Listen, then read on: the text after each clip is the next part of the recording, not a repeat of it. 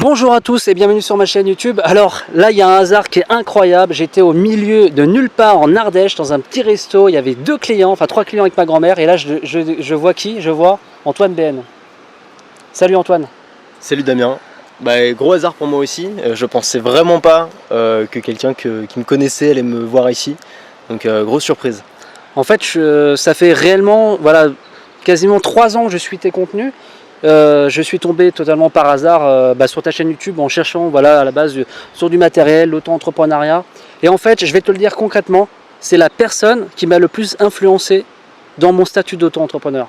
Vraiment. Il y a énormément d'auto-entrepreneurs aujourd'hui sur Internet, il y en a plein qui lancent des formations. Mais Antoine, c'est la personne, je te le dis vraiment droit dans les yeux, tu es la personne qui m'a le plus influencé. Alors Antoine, il faut savoir qu'il a une chaîne YouTube, c'est un jeune entrepreneur qui a arrêté ses études. Et c'est ce que je vous dis sur YouTube, les abonnés. On peut vivre de sa passion et Antoine, c'est l'exemple concret. Déjà, qu'est-ce qui t'a motivé à vivre de ta passion? Ouais, alors moi j'ai toujours été passionné par la création de contenu. Et quand Internet est arrivé, enfin tu vois, quand j'étais petit, c'était le début, il y avait les blogs, les trucs, et je me disais tiens, il y a un truc à faire, c'est intéressant, sauf qu'à l'époque je voyais pas du tout comment je pouvais en vivre. Et je me suis lancé dans une école de commerce, et puis en même temps j'ai découvert des Français qui gagnaient leur vie avec leur blog, et je me suis dit tiens, ce truc ça a l'air pas mal, enfin c'est le meilleur des deux mondes, tu peux faire ce que t'aimes, c'est-à-dire créer un blog, partager des trucs, et on peut te payer pour ça. Et donc j'ai commencé à m'intéresser à ça, j'ai commencé à me spécialiser là-dedans, à lire des tas de trucs sur le sujet, à tester des tas de trucs sur le sujet. Et puis je me suis lancé dans l'aventure. Au bout de 3 ans d'école de commerce, j'ai arrêté mes études et je me suis lancé à plein temps là-dedans. J'ai commencé à vivre de mon activité. Mon business model il est simple, c'est que je vends des formations, j'aide les gens à créer du contenu, j'aide les gens à gagner leur vie avec ce contenu, que ce soit des articles de blog, que ce soit des vidéos sur YouTube, que ce soit des podcasts. Et moi, ma philosophie, elle est simple, c'est je vise pas, le but c'est pas que les gens deviennent des gros influenceurs et il y a plein de gens qui les suivent et c'est pas que les gens deviennent des stars. Moi, mon objectif, c'est d'aider les gens à créer du contenu pour une audience de fans, pour une petite audience très ciblée et de vendre des produits, que ce soit comme toi en faisant de l'affiliation, mais surtout en vendant des formations par exemple, pour aider les gens à atteindre des résultats dans leur thématique. D'accord, comme a dit Antoine BM, le plus important c'est de... En fait, si vous lancez un jour votre blog, par exemple moi je suis spécialisé sur le marché Océanie et plus précisément sur le marché PVT Australie qui représente quand même un marché de niche. L'objectif c'est pas d'être un touche à tout, j'en ai souvent parlé sur ma chaîne YouTube. Si vous voulez votre blog voyage marche, vous devez en fait concrètement, vous devez cibler un truc de niche. Je pense que c'est bien d'être un touche à tout, mais d'être influenceur, pour moi c'est quelque chose de temporaire. Apporter une vraie valeur ajoutée, apporter de la matière, apporter des informations et en fait les gens pourront vraiment vous suivre et vous reconnaître dans votre travail. Est-ce que ça a été dur de te lancer à temps plein? Ça n'a pas été dur particulièrement. En fait, quand j'ai arrêté mes études, je me suis dit allez, je fais ça à fond, mais j'avais testé déjà un petit peu avant, c'est-à-dire que j'avais déjà lancé des produits, j'avais déjà pu tester le marché, j'avais déjà gagné de l'argent avec, et c'est seulement à ce moment-là que je me suis dit ok, si en bossant un petit peu à côté de mes études, je peux générer un peu d'argent avec, peut-être que si je le faisais à plein temps, je pourrais créer plus de contenu, je pourrais lancer plus de produits et donc je pourrais en vivre. Voilà, c'était ça l'objectif. Au début, j'ai galéré un petit peu. Pendant les premières années, en fait, ce que j'ai fait, c'est que je suis parti à l'autre bout du monde, je suis parti en Asie et c'est là que j'ai commencé à en vivre. Et ce qui est cool, c'est quand tu es en Asie, la vie elle coûte pas cher. C'est pas compliqué de faire là-bas avec 800 € par mois, tu peux vivre correctement. Des petites dépenses. Et donc, en simultané où j'étais en Asie, j'ai commencé à en vivre et après quand je suis rentré en France, j'ai commencé à bien gagner ma vie avec. Mais c'est pas seulement ça, tu vois, c'est vraiment, j'avais vraiment envie d'être libre plus que tout. Pour moi, mon obsession c'était la liberté, c'était pas l'argent. J'aurais pu gagner 800 € pendant des années que j'aurais été ok, parce que mon objectif c'était vraiment d'être libre, c'était de pas avoir à me lever le matin pour aller bosser pour un patron, c'était vraiment d'être tranquille, d'être à mon compte. Et ça c'est ce que j'ai de plus précieux aujourd'hui et je sacrifierais rien. Enfin tu vois, je sacrifierais ça pour rien au monde, même si on proposait, comme on disait tout à l'heure dans la voiture en venant, si on nous proposait un job super bien payé de salarié, on dirait non, parce que c'est pas, tu vois, l'argent, quand tu as cette liberté là, c'est très difficile de t'en séparer quoi. On a abordé le sujet tout à l'heure dans la voiture, c'est ce que j'avais dit à Antoine. Demain tu me proposes 20 000 € par mois, et je préfère gagner beaucoup moins avec mon blog, mais au moins être libre, être aujourd'hui au soleil en Ardèche, demain être en Australie, et travailler de chez moi, ne pas avoir de patron. Je pense que c'est ça le vrai prix de la liberté. Après c'est un sacrifice, c'est pas donné à tout le monde, il y a plein de gens qui veulent monter leur blog voyage. Aujourd'hui il y a combien de blogueurs voyageurs qui gagnent bien leur vie sur internet en France? Peut-être 15-20, on n'est que 15-20, mais en même temps c'est un travail de titan. il faut savoir se démarquer, apporter une valeur ajoutée. Il faut jamais lâcher le morceau. Juste un truc, tout à l'heure, tu parlais de l'importance de se spécialiser, de trouver sa niche. Et c'est vrai que moi, je pense que ma philosophie, c'est soit t'es numéro 1, soit t'existes pas dans ce milieu-là. Et beaucoup de gens veulent être numéro 1 de quelque chose de gros. Beaucoup de gens veulent être numéro 1 de blogueur voyage, de je sais pas, youtubeur lifestyle. Et en fait, il y a tellement de gens dans ces thématiques-là que tu seras jamais numéro 1. Si tu es numéro 1, ça sera probablement, il y aura une grosse part de chance, mais il y a très peu de chances que tu deviennes numéro 1. Et donc tu seras condamné à être un numéro 10 ou un numéro 20, et donc à être un peu oublié, et ce sera assez difficile de gagner ta vie avec ça.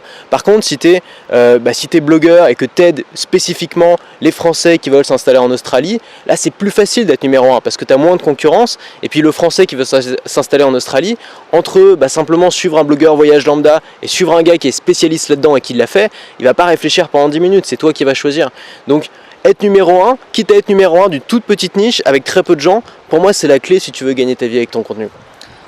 Il a tout résumé. Et faut arrêter d'être le numéro 1. Il y a tellement de concurrence sur internet. Aujourd'hui, pour vivre de sa passion, c'est pas très compliqué. Comme a dit Antoine, vous créez déjà du contenu. Pour exister sur internet, il faut d'abord créer du contenu. Moi, quand je me suis lancé en 2012, j'avais une page HTML avec des vidéos pixelisées en 480p sur YouTube. Pourtant, j'avais des abonnés. C'était pas extraordinaire, mais j'avais un marché de niche. En fait, donc créer du contenu du contenu, et je pense que j'en ai souvent parlé sur Instagram, pour exister aujourd'hui sur internet, il faut pour moi exister sur YouTube. Je suis persuadé. Aujourd'hui, avoir 20 ou 30 000 abonnés sur Instagram, pour moi Instagram, tout le monde fait des belles photos, mais combien ont vraiment un impact concret sur YouTube? Moi je pense qu'aujourd'hui pour exister, il faut exister sur YouTube. Tu fais du contenu, tu les publies sur YouTube très régulièrement, 2-3 vidéos par semaine, ou comme Antoine, des fois une vidéo par jour, ça dépend. C'est pas une question de quantité, c'est une question de surtout le message que tu vas faire passer.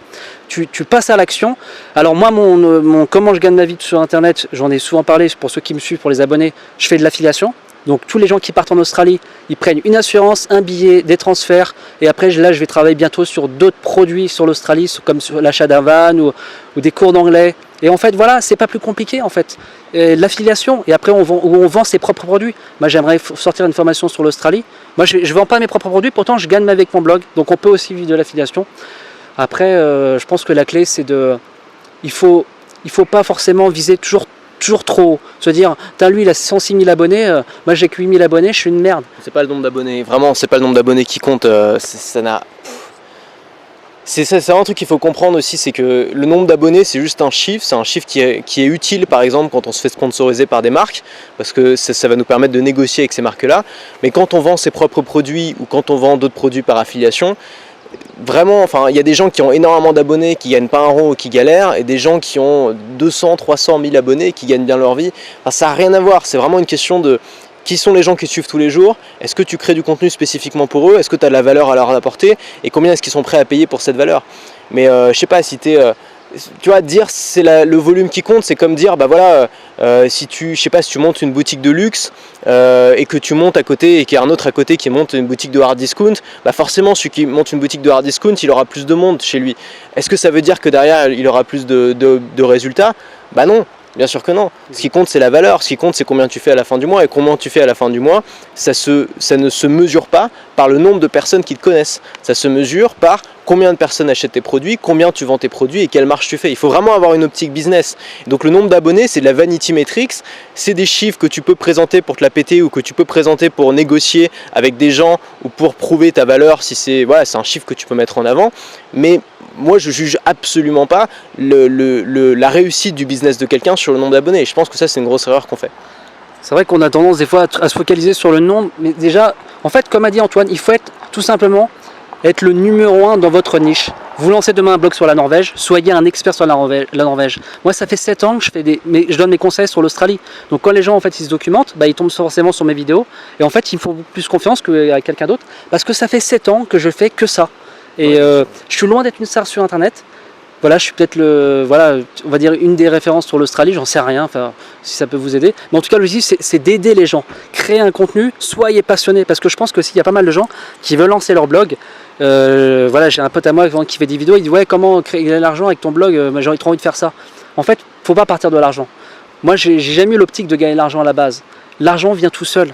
en s'acharnant, en devenant très bon, en fait les gens sont prêts à payer soit vos formations, soit vos liens d'affiliation, si vous faites des conseils vidéo sur Amazon par exemple, il y a l'affiliation Amazon qui marche très bien.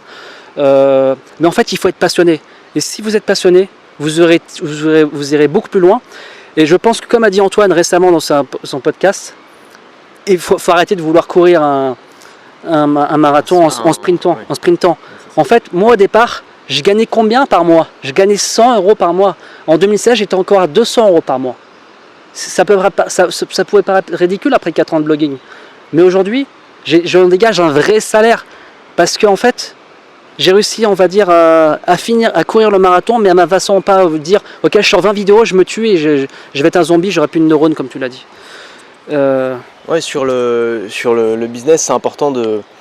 Tu vois, souvent, on se lance et on veut vivre de sa passion, mais on reste focalisé sur soi-même, c'est-à-dire ma passion, ce dont j'ai envie de parler, ce qui m'intéresse moi, ce qui m'amuse moi. Et beaucoup de gens vont de ce fait se lancer dans des thématiques qui ne rapportent pas. Par exemple, le divertissement. Et la plupart aujourd'hui des youtubeurs sont dans la thématique du divertissement. Ça inclut les youtubeurs gaming, ça inclut les youtubeurs voyage, ceux simplement qui montent leur voyage, ça inclut tous les youtubeurs artistiques, ceux qui font de la musique, tout ça c'est du divertissement. Il faut bien comprendre que quand tu es dans le marché du divertissement, ton concurrent c'est quand même Netflix. Et Netflix c'est quoi? C'est des milliers et des milliers de shows qui sont produits par des boîtes énormes qui ont des millions, et l'abonnement il coûte 10 balles par mois. C'est rien, tu vois, 10 balles par mois pour des milliers et des milliers d'heures de divertissement et de contenu. Donc c'est ça tes concurrents quand tu proposes du divertissement. Par contre, quand tu dis, tu vois, il faut mettre un peu son ego de côté et se dire, ok, je vais pas faire un truc grandiose, mais je vais faire un truc pratique. Les gens dans ma thématique, ils ont besoin de quoi? Sur quoi est-ce qu'ils butent? C'est quoi leur rêve? C'est quoi leur désir numéro 1? C'est quoi leur désir secret? C'est quoi leur objectif? Et c'est quoi les murs qui les empêchent d'avancer? Et ben moi, à mon échelle, avec les connaissances que j'ai, avec l'expérience que j'ai, comment est-ce que je peux aider les gens à dépasser ce mur-là? Et on parlait tout à l'heure de ta thématique, et c'est un super exemple, parce que toi, t'aides les gens qui veulent s'expatrier en Australie, c'est ça? Voilà. À gérer tous les problèmes, les formalités, tout ça, et puis en même temps à les motiver un petit peu, à leur dire quand même c'est sympa d'être en Australie. Bon, et ben voilà, les gens qui veulent s'installer en Australie, ils n'ont pas juste besoin de motivation, ils n'ont pas juste besoin de voir de belles images. Il y a un moment aussi où ils se disent, mais comment je fais? Comment je fais pour trouver une assurance? Comment je fais pour trouver un logement? Comment je fais pour trouver un boulot? Je sais pas, enfin il y a plein de questions que les gens vont se poser, et c'est difficile de trouver des réponses à ces questions-là. Et donc, si toi t'arrives et que tu dis, ok, moi je l'ai fait, c'est même pas besoin d'être un expert, il suffit que tu l'aies fait au moins une fois. Tu sais des choses que les gens savent pas, et pour lesquelles les gens sont prêts à payer. Et tu dis, ok, ces gens-là, ils ont besoin de ces conseils-là. Moi, mon boulot, ça va être de les aider à atteindre ces résultats-là, à dépasser ces problèmes-là, si possible de manière plus simple, de manière plus facile, en économisant de l'argent et en économisant du temps. Et puis, tu leur proposes ça, et à ce moment-là, là, ça devient facile. Et là, ça devient facile parce que tu parles de ta passion, simplement, tu as une optique très pragmatique de les gens ont besoin de solutions, moi je vais leur apporter les solutions. Et si en plus tu te formes en marketing et que tu apprends à vendre, là ça devient facile de vendre, là ça devient facile de gagner ta vie. Surtout, même si tu as une petite audience, même si tu as quelques centaines de vues par vidéo ou milliers de vues, voilà, tu n'as pas besoin d'être une star, tu as juste besoin de comprendre où est le marché et de te positionner par rapport à ce marché, quoi. Je sais pas ce que tu en penses. En fait, concrètement, si vous voulez vraiment que votre blog marche et que vous voulez tirer un revenu, ou vous voulez vraiment vivre de votre passion, vous devez apporter une valeur ajoutée. C'est bien beau de faire des belles images, mais concrètement, si votre chaîne YouTube n'apporte aucune valeur ajoutée, les gens n'achèteront pas chez vous. Vous ne serez pas un expert, vous apporterez pas de valeur ajoutée. J'ai lancé mon pack gratuit qui est disponible en bas de la vidéo. Et les gens en fait qui souscrivent à ce pack-là, ils m'appellent sur WhatsApp, tu vois, parce que ça fonctionne sur WhatsApp, parce que je reçois trop de messages sur Facebook, et tout simplement, et après je les aide concrètement. Et après, les gens, ils me laissent un avis quelques mois plus tard. Ouais, Damien, grâce à toi, je suis parti en Australie parce que tu m'as enlevé une épine du pied. Tu m'as aidé sur ma ville d'arrivée.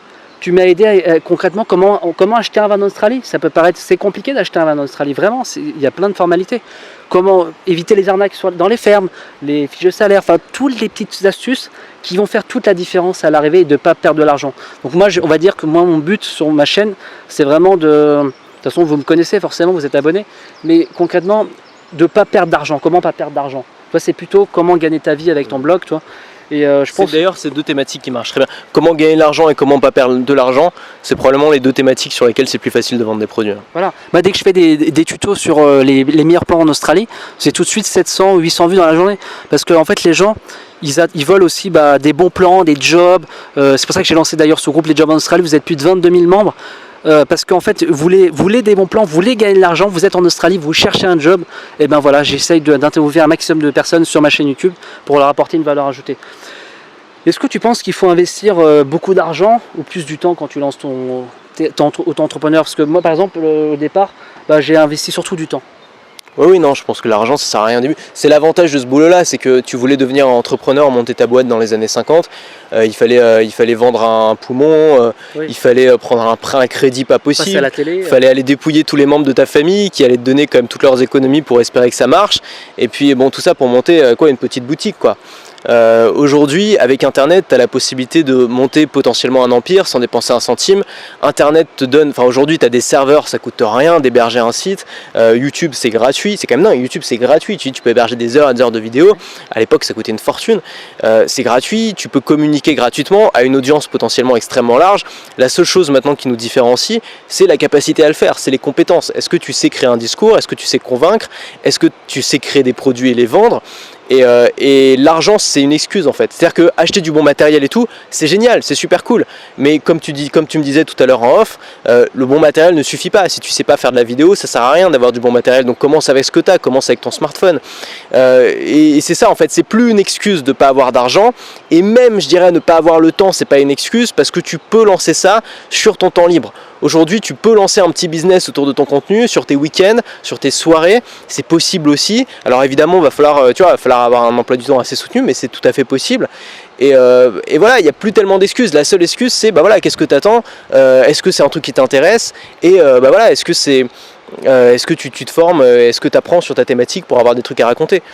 Mais bon, et c'est aussi, alors évidemment l'inconvénient de ça, c'est qu'il y a de plus en plus de concurrence, il y a beaucoup de gens qui se lancent, et ce qui va faire la différence, justement, le niveau moyen augmente aussi, le contenu je pense qui est publié de plus en plus qualitatif, surtout au niveau visuel, tu as des choses maintenant, moi je suis à la ramasse au niveau des vlogs, au niveau de, tu as des gens qui font des vidéos magnifiques, des amateurs, voilà, des gens qui sont tout seuls dans leur voiture, qui font des vidéos sublimes. Donc le niveau aussi moyen augmente, parce que la barrière à l'entrée a baissé, mais tout le monde peut se lancer. Et c'est pour ça qu'on parlait de l'importance de se spécialiser, c'est que quand tu es spécialisé dans un domaine, t'as pas besoin d'être le meilleur. En tout cas, quand tu débutes, c'est difficile d'être le meilleur, donc t'as pas besoin d'être le meilleur, t'as pas besoin d'être un expert, t'as pas besoin d'avoir des diplômes, tu peux juste te lancer, parler d'un sujet en particulier, devenir le spécialiste de ce sujet-là, le spécialiste numéro 1, et d'être obsédé, il faut développer une obsession pour les problèmes de son audience.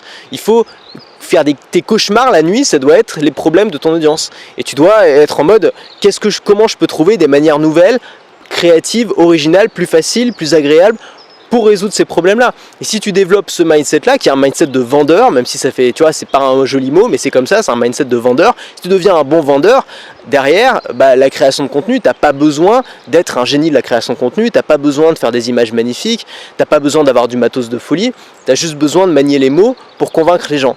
Et ça veut dire quoi? Ça veut dire faire preuve d'empathie, comprendre les besoins de ton audience, comprendre ton audience comme leur propre mère, et savoir mettre des mots là-dessus. Si tu arrives à faire ça, déjà, les gens vont te regarder différemment et puis ça va commencer à marcher, je pense.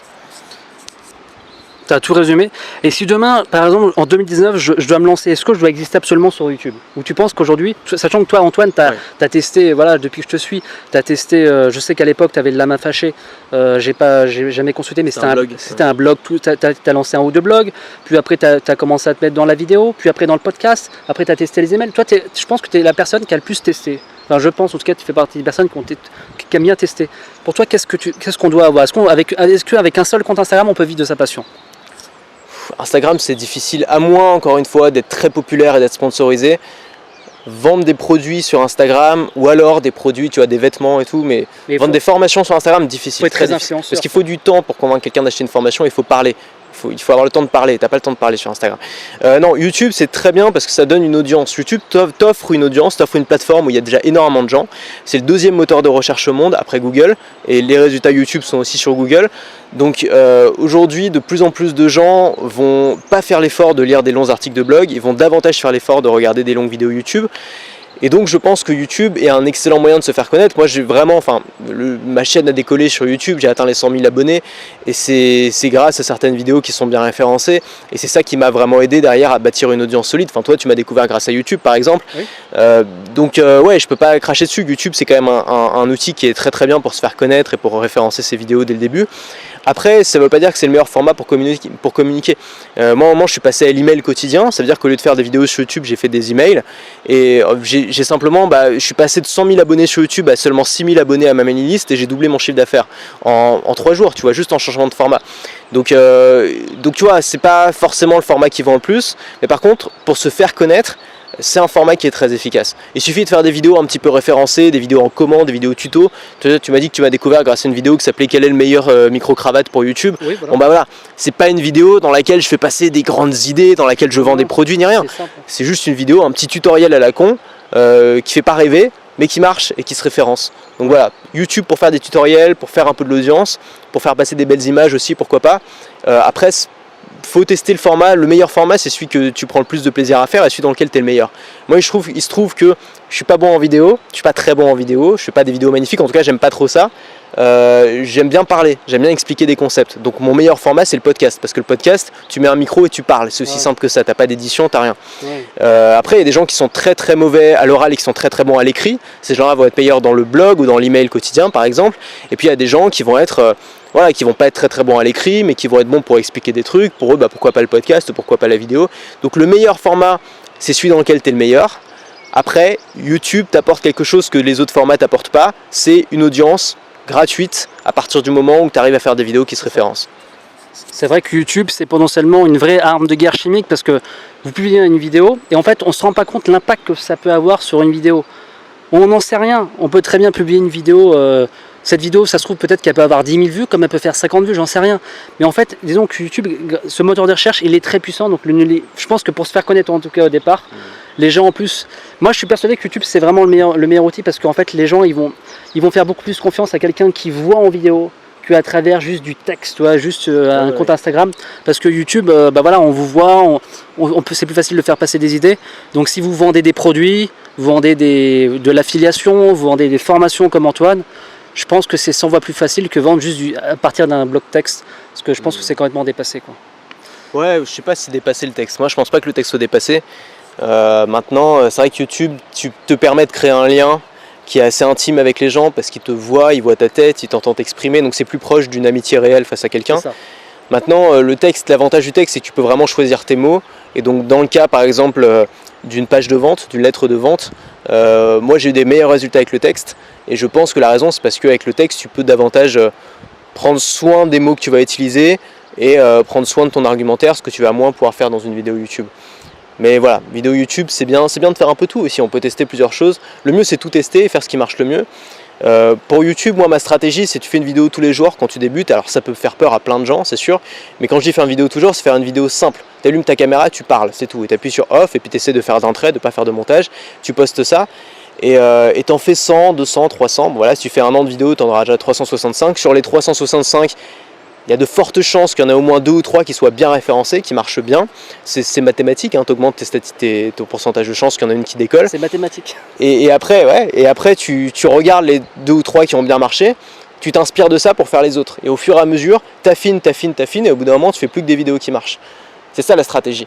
Mais si tu réfléchis pendant 6 mois avant de sortir une vidéo, ça risque d'être un bide et après ça risque d'être décourageant, surtout si tu bosses beaucoup pour faire une vidéo. Donc moi je propose d'en faire beaucoup, produire tous les jours. C'est comme ça qu'on devient bon en plus. Je pense qu'il faut passer à l'action. C'est-à-dire qu'il y a pas mal de gens en fait qui reportent au lendemain. En fait, ouais, je vais faire une vidéo et moi, j'ai fait un tas de vidéos en fait des vlogs voyages, etc. Et en fait, je passe à l'action. Certes, ma vidéo n'était pas professionnelle, mais aujourd'hui, je suis loin d'être à avoir un niveau professionnel. Mais je passe à l'action. Passez à l'action. Tant que vous passez pas à l'action, votre vidéo est offline, elle n'existe pas, vous n'existez pas. Pour exister, il faut uploader. Même si c'est pas parfait, ça sera en ligne et les gens vont plus se retenir sur le message que vous avez passé que de dire « Ouais, ton hyperlapse 360 degrés, il est trop bien. » On s'en fout que tu as passé 5 heures sur un hyperlapse. Passer à l'action et uploader. Et moi, je pense que c'est comme a dit Antoine, il y a des moments où j'envoie énormément de vidéos, même encore aujourd'hui, en régularité, en quantité quand même, et surtout en qualité. Et après, pour exister, il faut produire, surtout au départ, parce que vous n'existez pas. Surtout aujourd'hui, en 2019, il y a une telle concurrence sur YouTube, il y a tellement de chaînes. C'est dur maintenant. Il y a tellement, par exemple, de blogs voyage. Dans le blogging voyage, par exemple, il y a quand même beaucoup de concurrence. L'auto-entrepreneuriat, il y a une concurrence qui est déloyale. Pour exister, il faut être encore plus fort que son voisin, il faut envoyer encore plus de vidéos et surtout produire produire une vraie communauté. Je pense que le plus dur, c'est de bâtir une communauté. Parce que tu peux très bien produire un contenu, et le plus dur, c'est les fondations. Moi, je dirais que, comme a dit souvent Antoine dans ses podcasts, avec moi au départ, j'avais une page Facebook avec peut-être 200 likes, et j'avais genre 50 followers actifs. Mais 50 followers actifs que je ne connaissais pas. Et grâce à ces followers, ça a été les bétons de ma maison. Et après, j'ai construit, on va dire, un empire entre guillemets, où je me suis développé sur le marché sur l'Australie. Mais le plus dur, c'est de bâtir une communauté. Même si il faut produire un contenu qui est vraiment intéressant, quoi. Ouais, et souvent d'ailleurs, si tu veux parler très fort à un petit nombre de personnes, il faut accepter de pas intéresser la plupart des gens.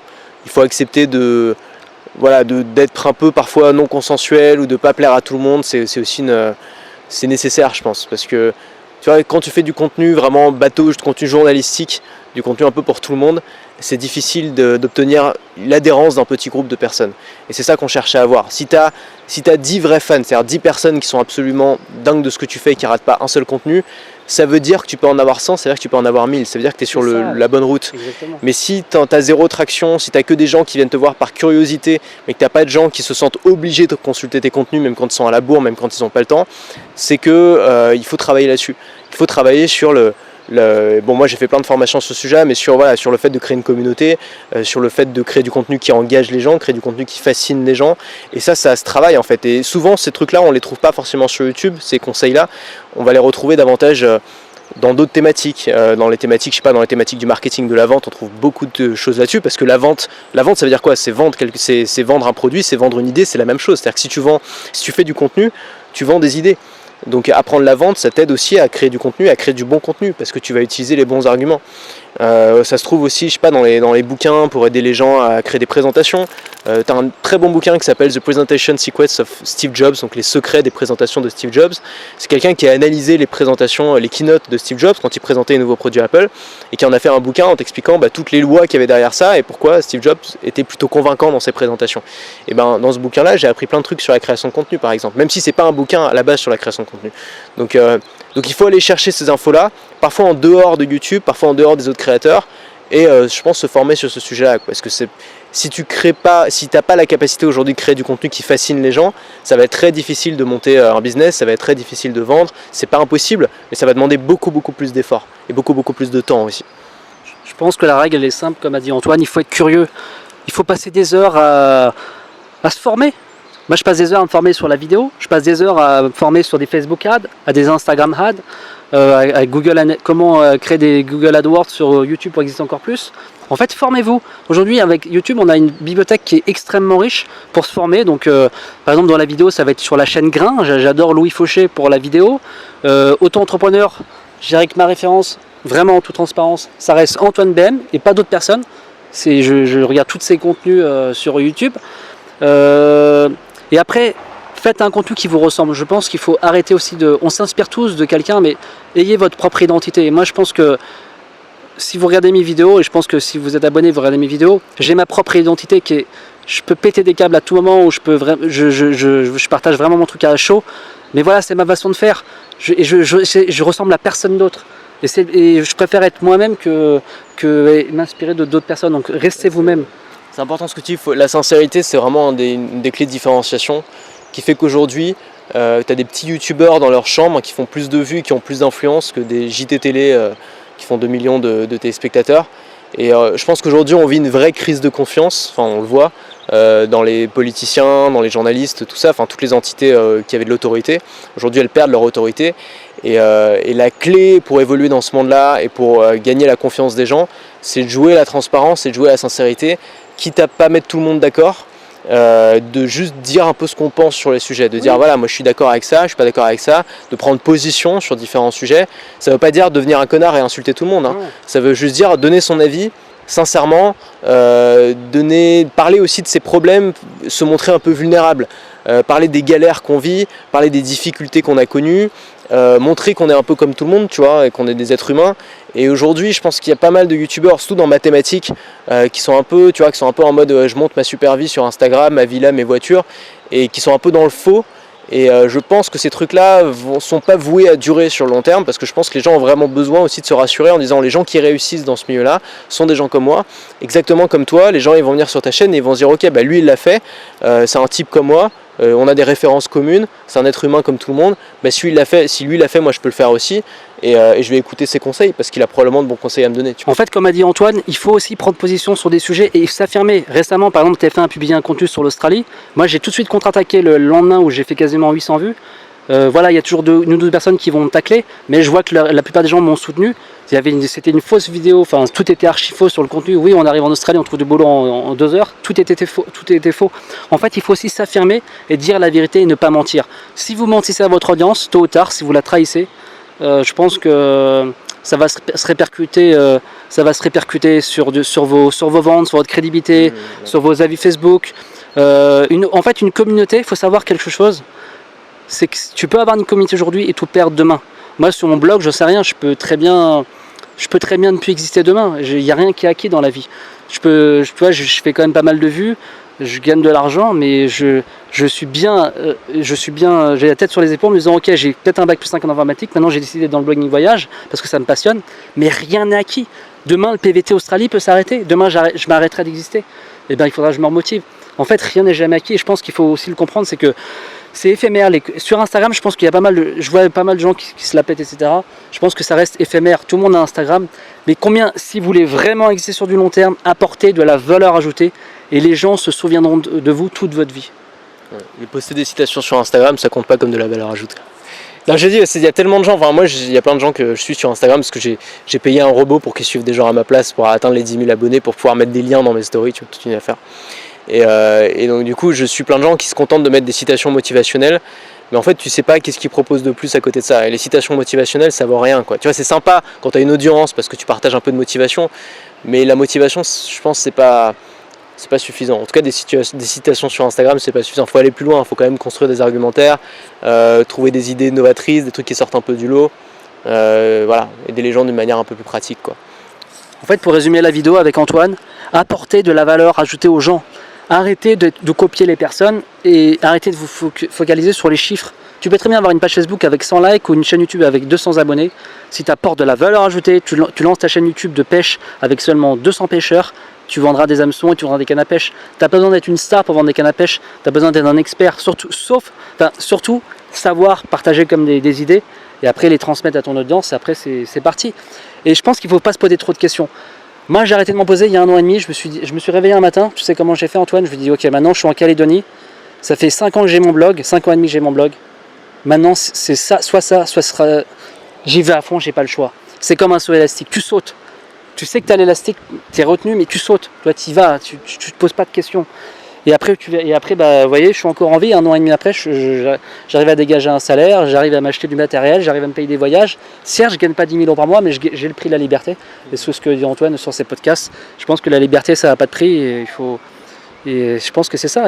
Après, on peut pas. Si t'aimes l'auto-entrepreneuriat, bah t'aimes ça, sinon t'aimes pas. Enfin, tu vois, c'est ça. On n'est pas obligé, il faut pas mettre la pression aux gens. Si t'as pas envie de faire ça, tu fais pas ça. Il y a plein de boulots salariés qui sont très bien pour plein de gens. Il faut être un peu taré pour pouvoir faire ce boulot-là quand même. C'est-à-dire que, ok, tu t'organises comme tu veux et tout, mais t'as quand même beaucoup d'incertitudes, t'as beaucoup de problèmes, beaucoup de galères que vivront jamais les salariés. Si tu bosses seul, t'as le problème de la solitude aussi qui peut arriver. Ouais. Quand tu peux vivre où tu veux dans le monde, ça crée un problème terrible qui est qu'on se pose sans arrêt la question de est-ce que je vis au bon endroit, est-ce que je ne serais pas mieux si j'étais là-bas.